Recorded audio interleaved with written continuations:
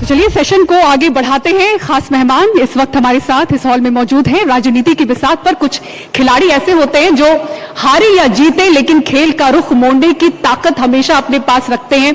उन्हें मुंबई की राजनीति का फायर ब्रांड चेहरा कहा जाता है, जिनके एक बयान से सियासी गलियारों में हलचल मच जाती है। क्या वो सिर्फ किंग मेकर बनेंगे या इस बार किंग की कुर्सी पर उनकी पार्टी की नजर है? जोरदार तालियों के साथ स्वागत करिए एनसीपी के वरिष्ठ नेता और मुंबई की राजनीति के मंजे हुए खिलाड़ी श्री नवाब मलिक जी का। और इस चर्चा को आगे बढ़ा रहे हैं एनडीटीवी मराठी के एग्जीक्यूटिव एडिटर जितेंद्र दीक्षित जी। धन्यवाद पूजा। जब भी नवाब मलिक जी का नाम सुनता हूं तो 2019 में चले जाता हूं, और 2019 में इसलिए चले जाता हूं क्योंकि सुबह सुबह जब चुनाव के नतीजे आ गए थे विधानसभा चुनाव के, तो हर सुबह नवाब मलिक जी की ओर से कोई शायरी, कोई शेर, कोई कविता जो है उनके ट्विटर हैंडल पर पढ़ने मिलती थी, और फिर बाद में उसका जवाब देते थे संजय राउत। तो नवाब मलिक और संजय राउत ये वो दो नेता थे जिन्होंने की बड़ी अहम भूमिका निभाई थी महाविकास आघाड़ी की सरकार बनाने में। तो हमने अब से कुछ देर पहले संजय राउत जी को सुना, अब नवाब मलिक जी हमारे साथ हैं। नवाब जी, सबसे पहले तो आपसे ये जानना है कि आपका क्या आकलन है। एनसीपी कभी भी मुंबई की पार्टी नहीं मानी गई। आपके ऊपर एक बहुत बड़ी जिम्मेदारी है कि मुंबई में एनसीपी की प्रेजेंस को खड़ा किया जाए। कितनी सीटों की उम्मीद कर रहे हैं आप? नहीं, देखिए, ये बात सच है कि 2002 में पहला चुनाव एनसीपी ने लड़ा पार्टी बनने के बाद। उस समय हमारी 14 सीटें आई थी, फिर 7 में 12 हो गई, फिर हम कांग्रेस के गठबंधन में चुनाव लड़े तो 12 में वो 11 पे पहुंच गई, और उसके बाद 2017 में हमारी 8 सीटें आई थी। ये सच्चाई। मुंबई शहर में हम लगातार चुनाव लड़ते रहे, सत्ता में रहे जब आघाड़ी की सरकार में, तभी हमारा जो प्रदर्शन था वो कमज़ोर था। इस बार हम लोग मुंबई शहर में 94 सीटों पे हमने अपने उम्मीदवार उतारे हैं, जिसमें 2 उम्मीदवार ऐसे हैं कि जो महिलाओं को हमने उम्मीदवार बनाया। उनके जो फादर थे या पिताजी थे, उन्होंने उम्मीदवार बनाने के बाद पर्चा दाखिल कराया। फिर मेरे पास आए विड्रॉल के ख़त्म होने के बाद, बोले ससुराल के लोगों की आपत्ति है कि शादीशुदा होने के बाद हमसे पूछे बिना आपने कैसे उम्मीदवार बना दिए। तो अभी 92 जगह पे हम चुनाव लड़ रहे हैं। 2 जगह चुनाव लोगों ने प्रचार बंद कर दिया। मुझे लगता है कि जितनी सीटें कभी इस शहर में नहीं आई थी, इस बार हमारी सीटें पहले से अधिक आएंगी, ये मेरा आकलन है। पहले से अधिक आएंगी। लेकिन नवाब जी, एक बात बताइए, एनसीपी की पहचान एक मोटे तौर पर पश्चिम महाराष्ट्र की पार्टी की रही है, और अगर शहरी इलाकों की बात करें, खास करके मुंबई जैसे शहरी इलाकों की, तो यहां पर कांग्रेस की तरह आपका भी वोटर बेस जो है वो मुस्लिमों पर और दलितों पर आधारित रहा है। अब इन वोटों को क्लेम करने के लिए और भी पार्टियां हैं मुंबई में। एआईएमआईएम भी अपने उम्मीदवार उतार रही है, समाजवादी पार्टी उतार रही है, कांग्रेस अलग लड़ रही है, और आपके साथ जो अजीत पवार वाली एनसीपी है वो भी मैदान में है। तो ऐसे में लगता नहीं है कि एक अनार और 100 बीमार। अगर दलित वोटों की भी बात करें तो रिपब्लिकन पार्टी भी है, वंचित बहुजन आघाड़ी भी है, तो ऐसे में आपको क्यों लग रहा है कि आपकी पार्टी की सीटें पहले से ज्यादा बढ़ेंगी? देखिए, ऐसा है कि हमें लगता है कि चुनाव का जो आकलन करने वाले लोग हैं वो किस तरह से करते हैं वो उनकी अपनी बात है। इस शहर में कोई पार्टी ये दावा नहीं कर सकती कि हमारी बयार है या पूरे एक शहर में हम स्वीप कर रहे हैं। शहर के 227 जो वार्ड हैं, उसकी भौगोलिक परिस्थिति, उसकी जातीय समीकरण, वहाँ पे काम करने वाले कार्यकर्ताओं का जो हर दिन काम है, तो मुझे लगता है कि इस शहर में अलग अलग वार्डों में अलग अलग समीकरण हैं। हम जहाँ पे चुनाव लड़ रहे हैं, कुछ सीटों पे हमारी सीधी लड़ाई भारतीय जनता पार्टी से है, कुछ सीटों पे हम शिंदे सेना के खिलाफ हमारे मैदान में है, कुछ सीटों पे एक आध सीट पे कांग्रेस हमसे हम लड़ रहे हैं। तो हमें लगता है कि, और मैं ये भी आज बता दूं कि बहुत सारी ऐसी सीटें हैं जो शिंदे साहब की सिटिंग सीटें हैं, उन पे हम चुनाव जीतेंगे। कुछ भारतीय जनता पार्टी की सिटिंग सीटों पे हम चुनाव जीतेंगे। तो ये जो चुनावी गणित लोग गिनते हैं कि ये जात, ये धर्म, ये भाषा, ये प्रांत, हमें लगता है वो सारे गणित फेल हो जाते हैं। आज हम लोग मुंबई शहर में हमने उम्मीदवार बनाए हैं 92, तो उसमें अधिकांश मराठी भाषी के उम्मीदवार हैं। उसमें भी जो रिजर्व कॉन्स्टिट्यूएंसी है उसमें हमारे उम्मीदवार ज़्यादा लड़ रहे हैं। हम उत्तर भारतीयों को हमने 13 जगह उम्मीदवार बनाया है। हमने ईसाइयों को 3 जगह पे उम्मीदवार बनाया है। हमें तमिल बोलने वालों को उम्मीदवार बनाया, हमने मुसलमान उम्मीदवार बनाए, हमने हर जाति धर्म भाषा प्रांत के लोगों को उम्मीदवार बनाए हैं। कुछ लोगों को लग रहा है कि धार्मिक ध्रुवीकरण के नाम पे वोट हो जाएगा। कुछ लोगों को लग रहा है कि मुसलमानों के विरोध में कुछ मुद्दों को उठाकर चुनाव अलग हो जाएगा। तो हमें लगता है ये आकलन लोगों का गलत है। जब आप चुनावी नतीजे देखोगे तो 3 बगल बगल के वार्ड में 3 अलग अलग पार्टियां जीतेंगी। इस तरह की परिस्थितियां हैं। लेकिन नवाब जी, आपकी पार्टी महायुति की सदस्य एक घटक दल है महायुति का। अब महायुति के जो बाकी के दोनों घटक दल हैं बीजेपी और शिवसेना, उन्होंने तो मुंबई में गठबंधन कर लिया, लेकिन आपके साथ बात क्यों नहीं बन पाई? आपकी पार्टी अलग थलग क्यों पड़ गई? आपकी पार्टी अलग क्यों चुनाव लड़ रही है? शिवसेना और बीजेपी साथ में लड़ रहे हैं। नहीं, अलग और राज्य में आप लोग साथ में हैं, केंद्र में साथ में हैं, तो फिर मुंबई में अलग क्यों हैं? बाकी दोनों तो हर जगह साथ हैं। देखिए, मुंबई में ही हम अलग हैं ऐसा नहीं। हम पूना, पिंपरी चिंचवड़, परभणी, सांगली, थाना, कई चंद्रपुर, संभाजी नगर, कई जगह पे हम अलग ही चुनाव लड़ रहे हैं। 29 में से अधिकांश जगह पे हम अलग चुनाव लड़ रहे हैं।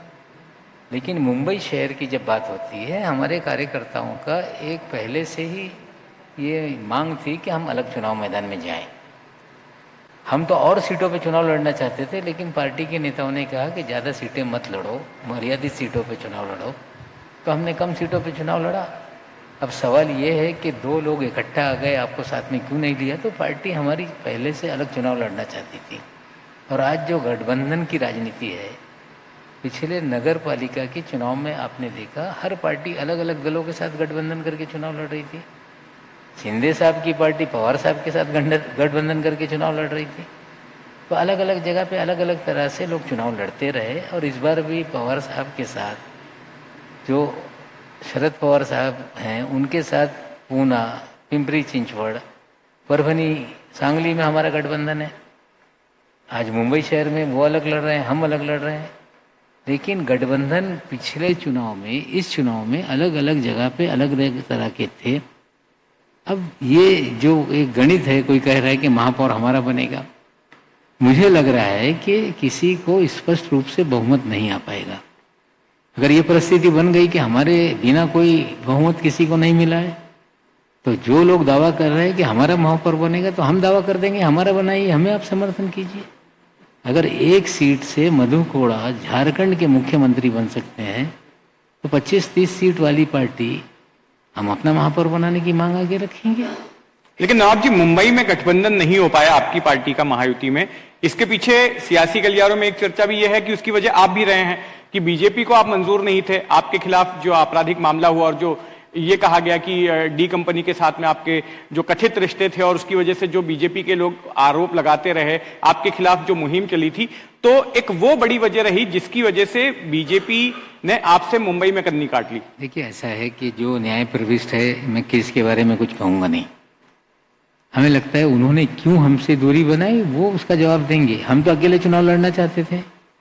भारतीय जनता पार्टी अगर कुछ बात आज कर रही है, कल उस पर कायम रहेगी, ये आपको विश्वास है? इस नगर पालिका के चुनाव में आपने देखा होगा कि कांग्रेस मुक्त भारतीय जनता पार्टी देश बनाना चाहती थी। कांग्रेस के साथ अमरनाथ में उन्होंने गठबंधन कर लिया।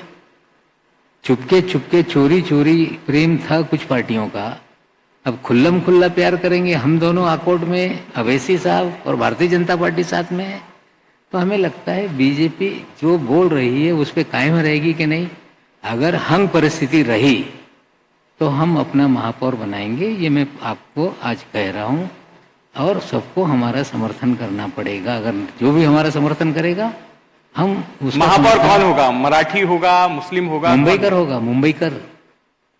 महाराष्ट्र। लेकिन आज तो चर्चा हो रही है ना कि महापौर हिंदू होगा, महापौर मराठी होगा।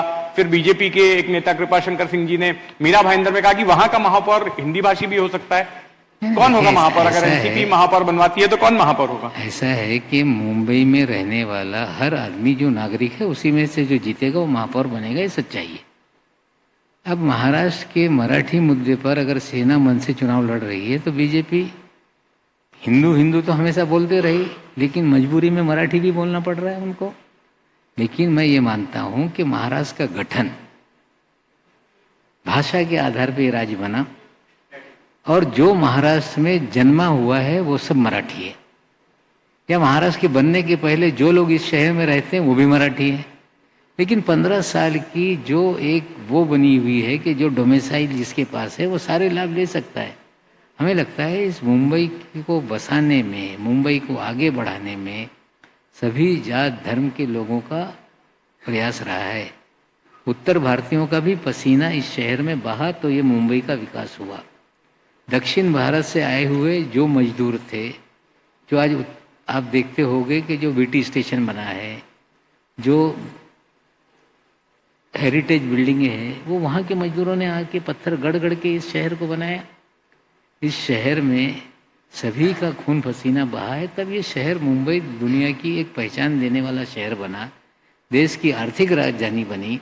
तो जो लोग धर्म के नाम पे इस शहर में रहने वाले लोगों को बांट रहे हैं, या जो लोग भाषा और प्रांत के नाम में इस शहर में रहने वाले लोगों को बांट रहे हैं, ये उनकी राजनीतिक मजबूरी है। हम और हमारी पार्टी ये मानती है मुंबई में रहने वाला हर नागरिक ये मुंबई वासी है, मुंबई में वोट देगा, अपने लोगों को चुनेगा और जो भी मेयर बनेगा वो मुंबई वासी और मुंबई का वोटर या जो जीत के आएगा वो बनेगा।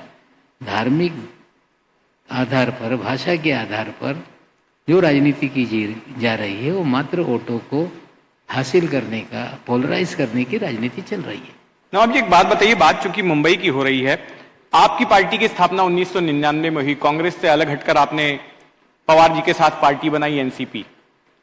28 साल हो चुके हैं, इन 28 सालों में एनसीपी मुंबई में अपना वजूद क्यों नहीं कायम कर पाई?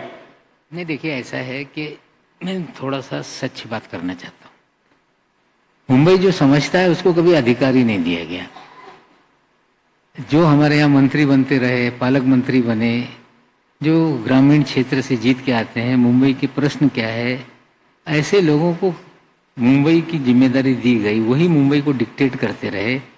मुंबई की भौगोलिक परिस्थिति, मुंबई की झुग्गी झोपड़ी में रहने वाला कौन है, क्या उसकी समस्या है, कौन सी लीडरशिप को आगे बढ़ाना चाहिए, ये बहुत सारी कमियां पार्टी में रही, जिसकी वजह से मुंबई में पार्टी बढ़ नहीं पाई। और कहीं ना कहीं कांग्रेस के रहते हुए भी हम लोगों को स्कोप कम था। लेकिन जिस तरह से कांग्रेस का पतन हो रहा है, मैं आज आपको साफ तौर पे कह देता हूं कि नतीजे आएंगे, कांग्रेस से अधिक सीटें हम जीतेंगे। और जब कांग्रेस कमज़ोर हो रही है तो हमारे लिए एक स्पेस खड़ा हो रहा है। हमें लगता है कांग्रेस के कमज़ोर होने के कारण हम जिस तरह से और भी महाराष्ट्र के इलाकों में जहां कांग्रेस कमज़ोर हो गई, हम लोग एक ऑल्टरनेट के रूप में उन जिलों में हम लोग वहां उभरे हैं। हमें लगता है कांग्रेस शहर में कमज़ोर हो रही है, तो हमें अल्टरनेट के रूप में एक मौका है पार्टी बढ़ाने का। हम आने वाले दिनों में पार्टी को इस शहर में मजबूत करेंगे। नवाब जी, जब जुलाई 2023 में जब एनसीपी में अजीत पवार ने बगावत की, जब पार्टी दो धड़ों में बट गई, तो आपके सामने चॉइस थी कि आप शरद पवार जी के साथ जाएं या अजीत पवार के साथ जाएं। कुछ वक्त तक तो बड़ा सस्पेंस रहा कि आप किसके साथ जाएंगे। उस वक्त आप जेल में भी थे जब, लेकिन आपने आखिरकार अजीत पवार के साथ जाना तय किया।